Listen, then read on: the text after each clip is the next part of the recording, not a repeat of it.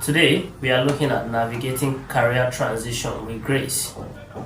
Navigating career transition with grace. We all chase career growth, but a few are ready for the responsibility that it demands. Take the case of Martin, for example. Martin recently accepted an offer from a reputable firm.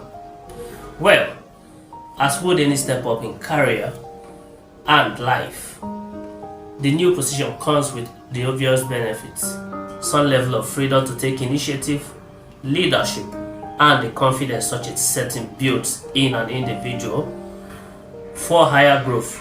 And then, of course, not forgetting the obvious benefits of increasing his net income.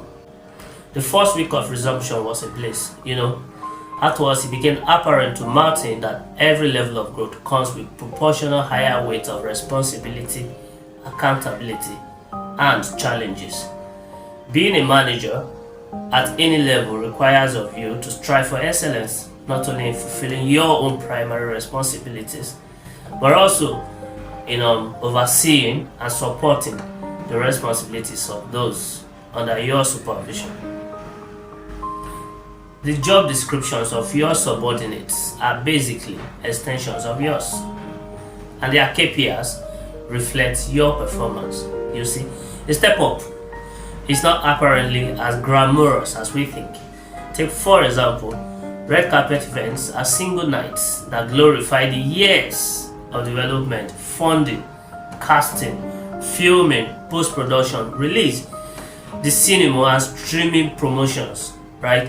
And thereafter, the award night, which we call the red carpet. I understand that the average years of this cycle for major studio movies is 3 to 5 years. 3 to 5 years. All these years crystallize into the single night that people adore. So it's any conceivable step up in life, be it as seemingly of no consequence as the decision to wake up some 30 minutes earlier than you usually do, or let's say the larger than life example of exchanging your promising startup with values in excess of $1 billion. The baseline is our growths are going to be painful in relative measures. Now, how do you navigate the growth environment with grace? Number one, recognize that stepping stones are normal and natural at a higher level. I'll take that again. Stepping stones are normal and natural at a higher level. As a matter of fact, your previous level of functions in whatever capacity that you were has its own challenges, which you have mastered and graduated to your current level as a result. If you didn't pass through that level and you mastered it very well, there's a likelihood that you are not going to be in the level that you are today. Bosses, managers, CEOs, board chairs, and the likes, they all have one thing in common. That is overcoming challenges that yield solutions and sustain growth. This realization should help you get comfortable with the steady waters around you. Number two, you need people management skills. In normal circumstances, you work with adults as colleagues, individuals who probably have more years in experience than you do, and in some cases they are older.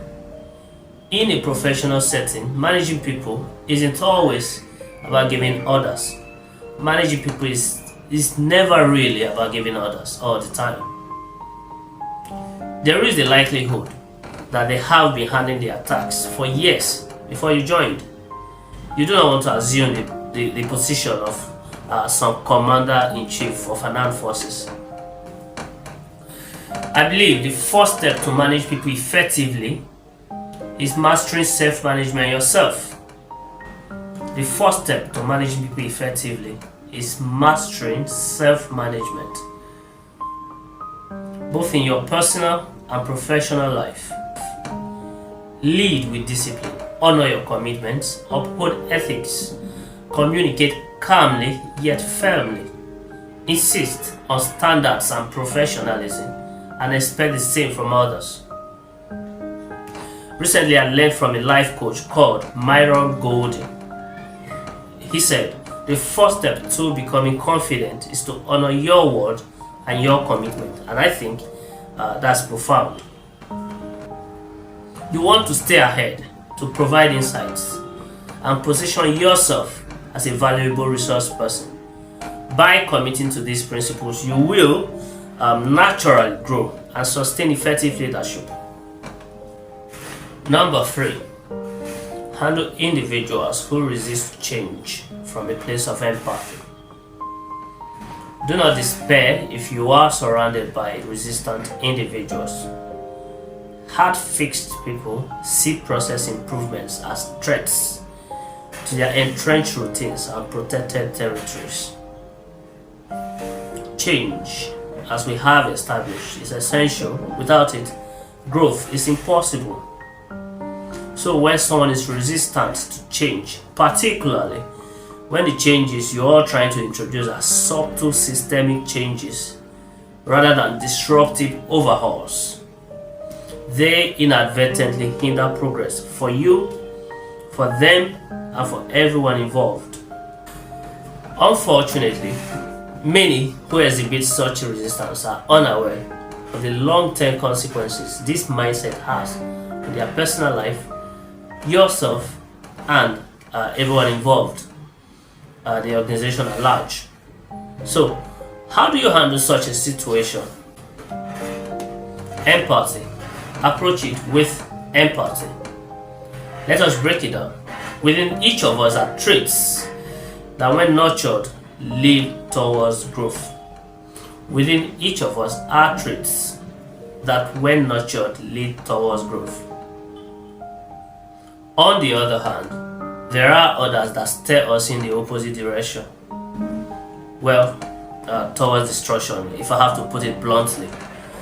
To give us a better perspective, let us briefly look at 2 studies where we learn that habits and traits are shaped more by exposure and environment rather than biology. 1. Charles Duhigg, an author known for his work on productivity, habits, and decision-making, wrote in his 2012 book titled The Power of Habits. Charles says, habits are largely formed through repetitive exposure to environmental cues. For instance, placing snacks in a visible spot around the house leads to habitual eating, while removing them can break the habit. Another study in epigenetics shows that environmental factors like diet, stress, and upbringing can influence gene expression. While our genes set certain predispositions, environmental exposures determine whether and how these genes are expressed. Of note is the agouti mouse study carried out by Dolinoy and his associates in the year 2007. These researchers found that feeding pregnant agouti mouse a diet rich in methanols like folic acid and vitamin B12 altered the gene expressions of their offspring, leading to healthier, slimmer mice with brown fur instead of obese, disease-prone yellow mice. This highlighted how diet can influence gene expression via DNA methylation. Back to the point we are trying to make. Let us understand that resistance to change often arises from subconscious fears born from past experiences and the fear of uncertainties that changes bring, hence the need for empathy. It helps you approach the situation with a mindset that acknowledges their struggles while working towards a solution. Now, does this understanding mean you should accept the negative impact these traits bring to the organization and the work at large? Absolutely not. Your responsibility is to uphold standards and professionalism. Your responsibility is to uphold standards and professionalism.